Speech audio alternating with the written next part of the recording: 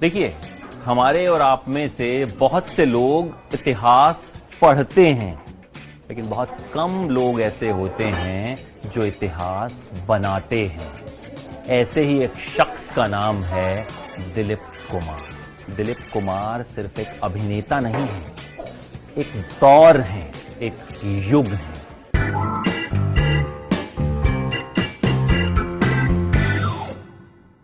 देखिए, दिलीप कुमार जो हैं वो पेशावर में पैदा हुए थे। उस वक्त हिंदुस्तान और पाकिस्तान एक ही था, बंटवारा नहीं हुआ था। और उनके पिता जो हैं वो ड्राई फ्रूट्स का बिजनेस किया करते थे। राज कपूर उनके पड़ोसी थे, तो आपस में खूब दोस्ती भी थी राज कपूर के पिताजी की और दिलीप कुमार के पिताजी की।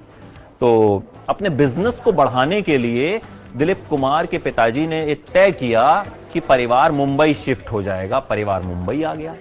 मुंबई आने के बाद दिलीप कुमार की परिवार से कुछ अनबन हो गई और वो पुणे चले गए। पुणे जाकर उन्होंने कैंटीन खोली। कैंटीन का बिजनेस बहुत अच्छा चल पड़ा। दिलीप कुमार के पास खूब पैसे भी आने लगे और धीरे धीरे परिवार से रिश्ते अच्छे हो गए। तो दिलीप कुमार ने तय किया कि भाई अकेला क्यों रहूं, चलो अपने परिवार के पास मुंबई चलता हूं।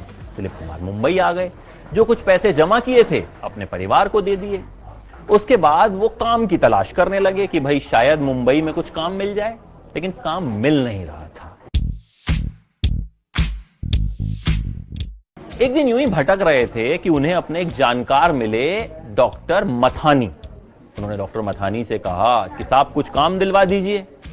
डॉक्टर मथानी ने कहा कि देखो, मेरे पास तो तुम्हारे लिए कुछ काम है नहीं, लेकिन मैं बॉम्बे टॉकीज की मालकिन देविका रानी से मिलने जा रहा हूं। अगर तुम साथ चलना चाहो तो चल सकते हो।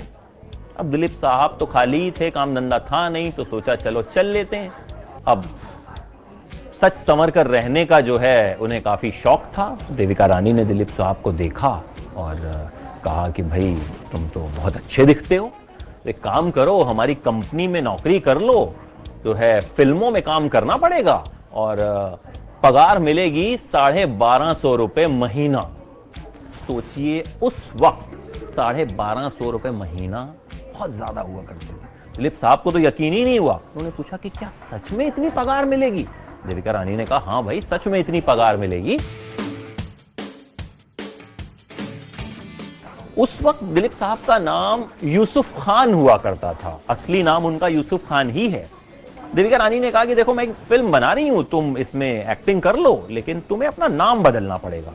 और दिलीप साहब खुद भी चाहते थे कि अपना नाम बदल लें, क्योंकि उनके पिताजी जो थे वो फिल्मों में काम करने के सख्त खिलाफ थे।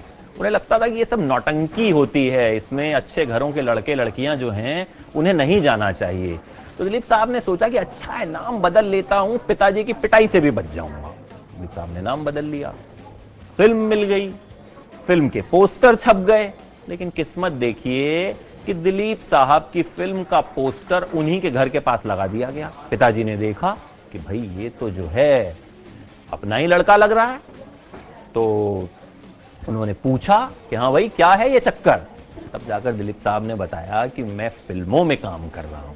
ठीक है, खैर पिताजी धीरे धीरे जो है मान गए और इसी तरह से जो है दिलीप कुमार का फिल्मी सफर शुरू हुआ। देखिए, दिलीप साहब ने अपने करियर की शुरुआत की थी फिल्म ज्वार भाटा से, जो 1944 में आई थी। ये फिल्म नहीं चली, लेकिन उसके बाद 1947 में आई उनकी फिल्म जुगनू, जो उनकी पहली हिट फिल्म थी। और इसी फिल्म ने उन्हें बॉलीवुड के सितारों की कतार में खड़ा कर दिया। 1949 में उन्होंने अंदाज फिल्म में जो है पहली बार राज कपूर के साथ काम किया। और उसके बाद दीदार और देवदास जैसी फिल्मों में गंभीर भूमिकाओं की वजह से उन्हें टाइटल दिया गया ट्रेजेडी किंग। दिलीप कुमार को हिंदी सिनेमा का ट्रेजेडी किंग कहा जाता है। जिक्र दिलीप साहब की मोहब्बतों का करना भी जरूरी है। देखिए, मधुबाला से उन्हें इश्क हुआ था फिल्म तराना के दौरान। फिल्म तराना के सेट पर मधुबाला से वो पहली बार मिले, दोनों को प्यार हो गया। दिलीप साहब शादी करना चाहते थे मधुबाला से, लेकिन मधुबाला के पिता इस रिश्ते के सख्त खिलाफ थे। दिलीप साहब ने तो मधुबाला से कहा कि चलो हम निकाह कर लेते हैं। एक दिन एक फिल्म की शूटिंग कर रहे थे, ढाके की मलमल।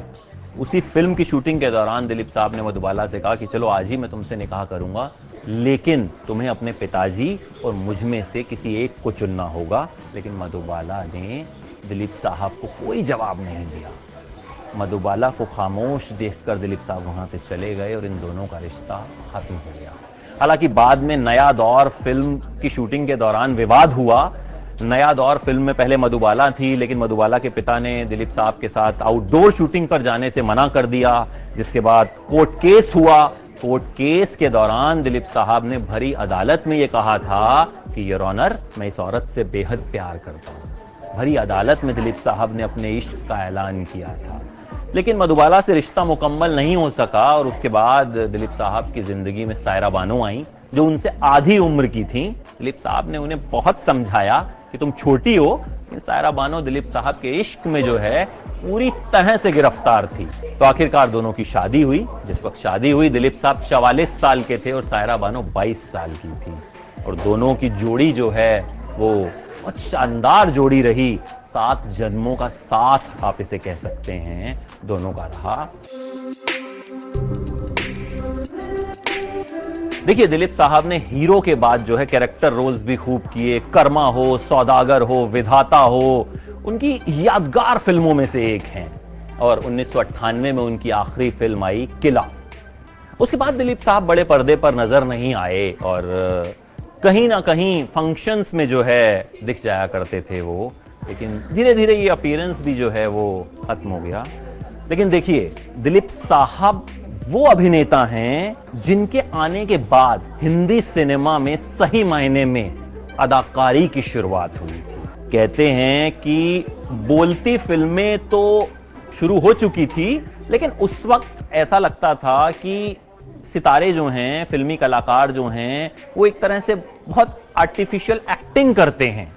लेकिन दिलीप साहब ने नेचुरल एक्टिंग की शुरुआत की, ऐसी अदायगी की शुरुआत की जिसे देखकर ये लगा ही नहीं कि ये एक्टिंग की जा रही है। इसलिए दिलीप साहब का नाम हिंदी सिनेमा में बहुत ऊंचे पायदान पर आता है। और हिंदी सिनेमा का जिक्र जब भी होगा तो ये जिक्र दिलीप साहब के बिना